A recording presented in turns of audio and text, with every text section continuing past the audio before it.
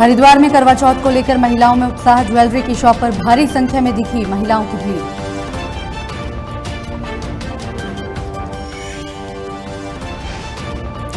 केदारनाथ धाम में बर्फबारी शुरू। 2 इंच बर्फ की परतें जमने पर भी तीर्थ यात्रियों के जोश में नहीं कमी।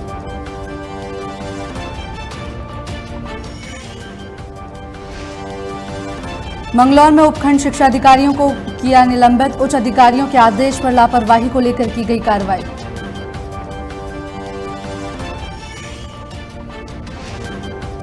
मंगलौर में जमीनी विवाद को लेकर 2 भाइयों में झड़प। मारपीट में घायल एक भाई की उपचार के दौरान मौत।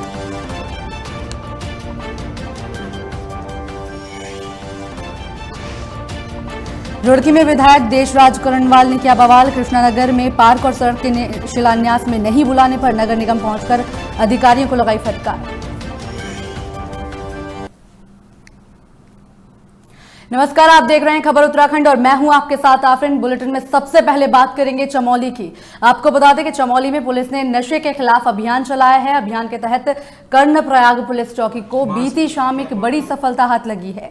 आपको बता दें कि कर्णप्रयाग पुलिस ने 16 ग्राम अवैध स्मैक के साथ एक युवक को कर्णप्रयाग के गांधीनगर से गिरफ्तार किया है। अवैध स्मैक के साथ पकड़े गए अभियुक्त के खिलाफ एनडीपीएस की धारा के तहत मुकदमा दर्ज भी कर लिया गया है। पुलिस ने बताया कि अवैध स्मैक के साथ पकड़ा गया ये युवक पौड़ी जिले के सतपुली का रहने वाला है।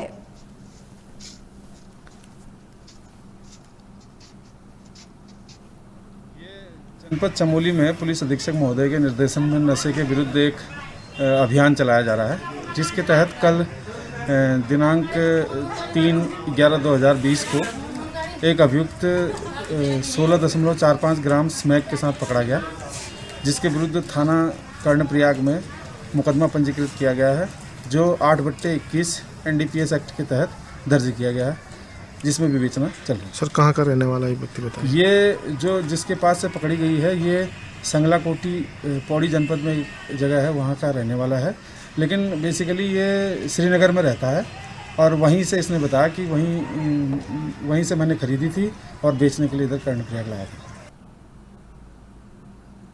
वहीं चमोली में दोपहर के बाद बद्रीनाथ धाम में मौसम का मिजाज बदलते ही कड़ाके की ठंड शुरू हो गई है। बद्रीनाथ धाम में नीलकंठ, नगर नारायण, नर नारायण, संतोपंथ, स्वर्ग रोहिणी, नंदा देवी सहित अन्य चोटियों में जमकर बर्फबारी हुई है। वहीं निचले क्षेत्रों में बारिश के चलते ठंड बढ़ गई है। बद्रीनाथ धाम में सुबह शाम कड़ाके की ठंड पड़ रही है। श्रद्धालु और साधु संत सहित स्थानीय लोग अल्लाह का सहारा ले रहे हैं। कई बार बद्रीनाथ धाम में पारा 0 से नीचे तक पहुंच जाता है।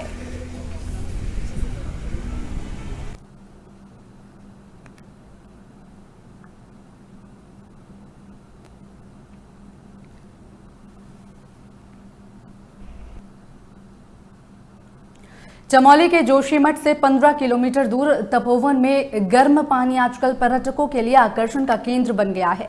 पर्यटक यहां गर्म पानी का लुत्फ उठा रहे हैं। साथ ही आपको बता दें कि जोशीमठ से 15 किलोमीटर दूर तपोवन में तप्त कुंड और गर्म पानी निकलता है, जिससे पर्यटक काफ़ी मात्रा में यहाँ का लुत्फ उठा रहे हैं। स्थानीय लोगों की माने तो यहाँ इतना गर्म पानी निकलता है कि पानी में चावल और अंडे तक उबल जाते हैं और यहाँ की मिट्टी भी लोगों के चेहरे पर लगाने के काम आती है, जिससे चेहरे पर निखार आता है। केदारनाथ जी के पहले जो स्टॉप पड़ता है गौरीकुंड, सारे श्रद्धालु जब केदारनाथ जाते हैं तो वहीं पे स्नान करके गर्म धारा से जाते हैं। इसी प्रकार हमारे यहाँ पे भविष्य बद्री जी जो यहाँ पे अभी सड़क मार्ग से जुड़ने जा रहा है, और यहाँ पे पैदल भी काफ़ी टूरिस्ट लोग आते हैं और सब लोग यहाँ पे नहा धो के यहाँ गर्म पानी से स्नान करने के पश्चात ही अपनी यात्रा सुचारू करते हैं। मैं और भी जो भी लोग यहाँ टूरिस्ट और पर्यटक आते हैं, मैं उनसे अनुरोध करूँगा कि ज़रूर यहाँ पे गौरी शंकर श्री पार्वती का मंदिर है और गर्म जलधारा है, उसका आनंद लेके। नहीं रहना हूँ, मुझे यहाँ पे आके बहुत अच्छा फील हो रहा है। यहाँ पे आई थिंक सल्फर का अमाउंट ज़्यादा है, तो जाकर यहाँ पे पानी बहुत गर्म है, खौलता हुआ पानी। लोग यहाँ पर शायद अंडे वगैरह उबाल कर इसके अंदर से उबले हुए अंडे निकालते हैं। और यहाँ पे क्या कहते हैं, यहाँ की मिट्टी लोग कहते हैं कि बहुत अच्छी मिट्टी है, कि फेस या कुछ भी लगाने में वो बहुत अच्छा फेस में निखार आ जाता है। नहीं रहना हूँ। वहीं करवा चौथ को लेकर बाजार में मंगलवार को खासी भीड़ रही है। आपको बता दें कि ज्वेलरी, कपड़े, आर्टिफिशियल और व्रत के सामान की दुकानों पर खरीदारी करने वाली महिलाओं की खूब भीड़ नजर आई है। वहीं सुहागन महिलाओं ने अपने हाथों पर मेहंदी भी लगवाई है और इसी के साथ आकर्षक डिजाइनों की मेहंदी ने महिलाओं को लुभाया भी है। साथ ही ज्वेलरी की दुकानों पर भी जमकर खरीदारी की गई है।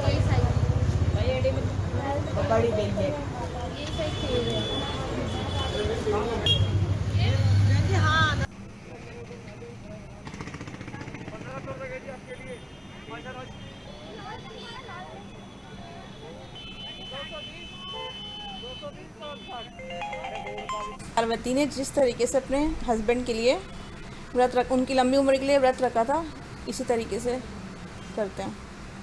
अर्ली मॉर्निंग पहले सरगी खाते हैं, उसके बाद शाम को पूजा और फिर चंद्रमा देख के अपना व्रत तोड़ते हैं। केदारनाथ धाम में आज सुबह से बर्फबारी शुरू होने लगी है, जिससे धाम में हो रही बर्फबारी से 2 इंच बर्फ की परत भी जमने लगी है, जिसके बाद से केदारनाथ में ठंड बढ़ गई है। लेकिन बर्फबारी के बाद बढ़ती ठंड से भी तीर्थयात्रियों के जोश में कोई कमी दिखाई नहीं नजर आ रही। हम आपको आज सुबह केदारनाथ धाम में हुई बर्फबारी का नज़ारा दिखा रहे हैं। आप देख सकते हैं कि बर्फबारी के दौरान भी बाबा के भक्त लाइन में खड़े दर्शनों के लिए अपनी बारी का इंतजार कर रहे हैं।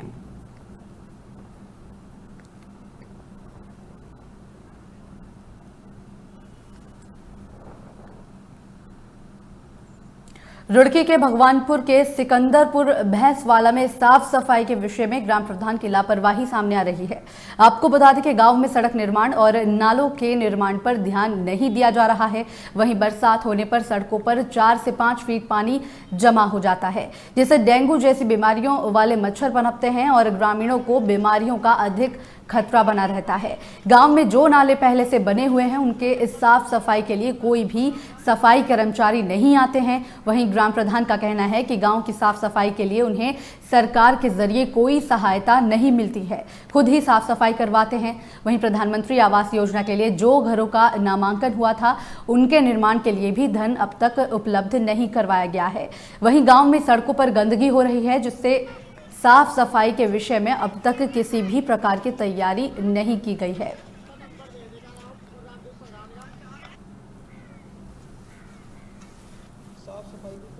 साफ सफाई जब भी कराते हैं हम अपने पैसे से कराते हैं। सरकार का इसमें कोई साफ सफाई में योगदान नहीं होता, ना सरकार इसके पैसे देती है। प्रधान जी, कुछ गाँव का लोगों का कहना है कि गांव में साफ सफाई काफ़ी टाइम से नहीं की जा रही, इसमें क्या कहना चाहेंगे? तो मैंने आपको बताया ना, जब भी कराते हैं हम अपने पैसे से कराते हैं। साफ सफाई उत्तराखंड में, मेरे गांव में नहीं, पूरे उत्तराखंड में ही सफाई का कोई पैसा नहीं आता, अपने पैसे से कराते हैं जब भी करानी हो। प्रधान जी, जैसे कोरोना वायरस महाबीमारी चल रही थी, इसमें साफ सफाई की सबसे ज़्यादा महत्व दी गई सरकार की तरफ से, इसमें क्या कहना चाहेंगे? देखो, इसमें जो कोरोना बीमारी है, इसमें तो जो अपना जैसे इसमें जो है अपनी बचाव के लिए अपनी साफ सफाई रखें। वहीं लक्सर में एडीएम के जरिए धान के सरकारी क्रय केंद्रों का निरीक्षण किया गया है, जिसको लेकर लगातार किसान जिलाधिकारी को शिकायत कर रहा था। धान के सरकारी क्रय केंद्रों पर अनियमितता बरती जा रही है, किसानों को परेशान किया जा रहा है और रजिस्ट्रेशन करने के बाद भी धान की खरीदारी की लंबी तारीख किसानों को दी जा रही है, जिसके चलते किसानों को भारी परेशानी हो रही है। लक्सर उप जिलाधिकारी को सख्त निर्देश दिए गए हैं कि दीपावली से पहले जिन किसानों का आज तक रजिस्ट्रेशन हो चुका है, उनका सभी धान खरीद लिया जाए और जो भी व्यापारी किसानों के लिए गलत कार्य करेगा, उसके खिलाफ सख्त कार्रवाई भी की जाएगी। वहीं एडीएम वित्त के मिश्रा ने कहा कि दीपावली से पहले किसानों की धान संबंधित समस्याओं को निपटा लिया जाएगा। किसानों द्वारा और कुछ जनप्रतिनिधियों द्वारा भी जिलाधिकारी महोदय को शिकायत की जा रही थी और लगातार की जा रही है कि हमारा धान जो है लेने में हीला हवाली हो रही है और कुछ इस तरह की भी शिकायतें हैं कि रजिस्ट्रेशन तो कर लिया, लेकिन उन्हें डेट जो है लास्ट नवंबर या दिसंबर में दिया जा रहा है। उस क्रम में ये ज़िले के कई सेंटरों से ये ऐसी शिकायतें विभिन्न माध्यमों से। उधर मंगलौर में मुख्य शिक्षा अधिकारी डॉक्टर आनंद भारद्वाज ने कार्यों में लापरवाही को लेकर बृजपाल राठौड़ को उपखंड शिक्षा अधिकारी के पद से हटा दिया है। आपको बता दें कि राजा महेंद्र प्रताप इंटर कॉलेज के प्रिंसिपल को निलंबित करने पर भी उनका पक्ष लेते हुए ये दिखाई दे रहे थे। साथ ही बृजपाल राठौड़ पर कार्रवाई करने के भी आदेश दिए गए हैं। लक्सर खंड के शिक्षा अधिकारी अंबिका राम आर्य को नारसन खंड शिक्षा अधिकारी का चार्ज दिया गया है। उच्च अधिकारियों के आदेश की अवहेलना करते हुए ये कार्रवाई की गई है।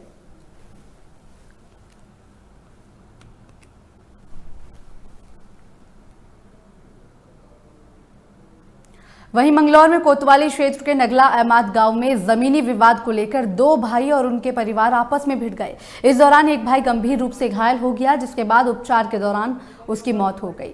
बताया जा रहा है कि अहमद गांव में पिछले करीब 18 साल से 2 भाइयों के बीच जमीनी विवाद चल रहा था। आज इसी बात को लेकर दोनों के बीच फिर से झड़प हुई।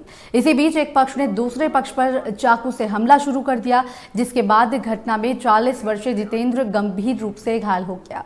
साथ ही उनका बेटा 20 वर्षीय भी घायल हुआ है। वहीं उपचार के दौरान जितेंद्र की मौत हो गई। वहीं सीओ अभय सिंह का कहना है कि परिजनों की तहरीर के आधार पर ही आगे की कार्रवाई की जाएगी।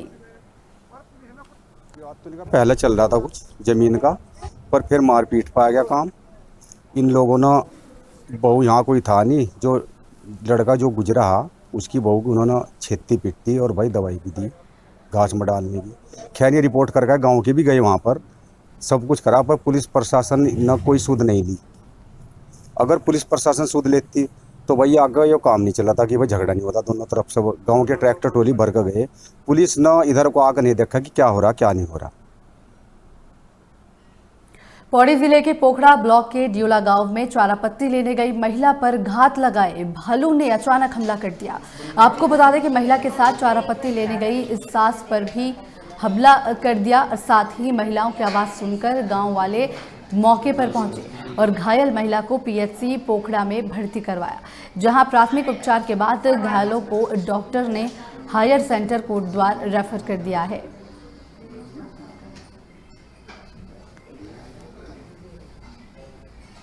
घास लेने गए तो जंगल मेरी बहू तो गया पहले वो हाथी बालू, जब मैं छुड़ाने गई मेरे पे हमला कर दिया उसने, बालू ने।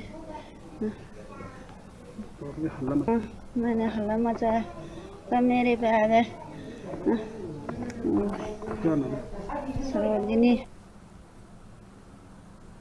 रुड़की के कृष्णानगर में पार्क और सड़क के शिलान्यास में झबरेड़ा विधायक देशराज करणवाल को नहीं बुलाए जाने पर विधायक का पारा चढ़ गया है। बताया जा रहा है कि पार्क और सड़क का शिलान्यास मेयर और पार्षद और विधायक देशराज की पत्नी के जरिए कराए जाने पर यह बवाल हुआ, जिसके बाद देशराज करणवाल आनन फानन में नगर निगम पहुंचे और सहायक नगर अधिकारी को जमकर फटकार लगाकर खरी खोटी सुनाई।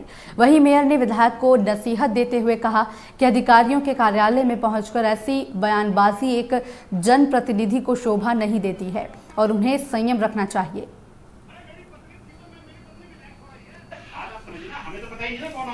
नहीं तो आपने मुझे क्यों नहीं सूचना दी? मैंने किसी को भी सूचना नहीं दी। क्यों नहीं दी आपने सूचना? तो उद्घाटन कैसे कर दिया आपने? उद्घाटन नहीं किया, महापौर महोदय ने किया है और पार्षद ने सूचना दी है। हमें नहीं, महापौर अपने आप थोड़ा ही करेंगे, हम वहां मौजूद थे। भाई मैंने बुलाया हो तो आप बताओ ना, मेरी तरफ से कोई चिट्ठी जारी हो, मैंने किसी को फोन किया हो, आप उसका खंडन करिए अभी और मुझे दिखाइए वो फाइल दिखाइए मुझे कितना पैसा है, आपने कितना पैसा दिया उसमें और मुख्यमंत्री के हाथ नहीं वही करती। अरे मेरी पत्नी थी तो मैं, मेरी पत्नी विधायक थोड़ा ही है। विधायक जी आए हुए हैं नगर निगम में, SNA साहब के पास बैठे थे और अभद्र भाषा का प्रयोग कर रहे हैं, जो कि एक जनप्रतिनिधि को बिल्कुल भी शोभा नहीं देता। नगर निगम क्षेत्र के अंदर होने वाला प्रत्येक कार्य, चाहे वो किसी भी निधि का हो, उसकी NOC नगर निगम से जाती है और वो तो नगर निगम के हमारे टेंडर्स हैं, वो टेंडर्स हमने किए हैं नगर निगम में। माननीय मुख्यमंत्री जी द्वारा घोषणा की गई थी, उसका तुरंत सम्मान करते हुए माननीय मुख्यमंत्री जी की घोषणा जो भी होती है नगर निगम उनकी बारीकी से मॉनिटरिंग करता है और उस पर एकदम से काम करता है। नगर निगम का कार्यक्रम नहीं था, वो पार्षद द्वारा एक शिलान्यास कार्यक्रम रखा गया था और वो हुआ है। उस क्षेत्र के थे, मुझे जानकारी नहीं कि उन्हें सूचना मिली या नहीं मिली, लेकिन उनकी पत्नी वहां पर सम्मिलित हुई, मैंने देखा। गानी शादी में अब्दुल्ला दीवाना मेयर साहब वहां पर उद्घाटन कर जाए, ये गलत बात है। मेयर साहब भारतीय जनता पार्टी के अब एक सदस्य हैं उन्हें भाजपा की रीति नीति से अवगत होकर काम करना चाहिए, उद्घाटन करना चाहिए, क्योंकि माननीय मुख्यमंत्री जी की घोषणा है क्षेत्रीय विधायक की उपस्थिति के बिना उद्घाटन करना अवैधानिक है। बिल्कुल मेरी धर्मपत्नी वहाँ पर मौजूद थी, क्योंकि मेरा क्षेत्र है, वहीं पर मौजूद थी, वहीं पास में, तो उद्घाटन हो रहा था। मेरी पत्नी को वहाँ पर बुलाया तो वो चली गई वहाँ पे, लेकिन मेरी पत्नी को ये पता नहीं था कि यहाँ पे जो है पार्क का उद्घाटन है और उद्घाटन में विधायक जी को नहीं बुलाया गया। ये मेरी पत्नी को भी पता नहीं था और ये मुझे भी जानकारी नहीं थी, और उसका प्रमाण ये नगर निगम द्वारा जारी किया गया पत्र है। विधायक जी आए हुए हैं नगर निगम में, SNA साहब के पास बैठे थे और अभद्र भाषा का। फिलहाल खबर उत्तराखंड में मेरे साथ सिर्फ इतना ही। बाकी की तमाम खबरों के लिए देखते रहिए लोकमंच।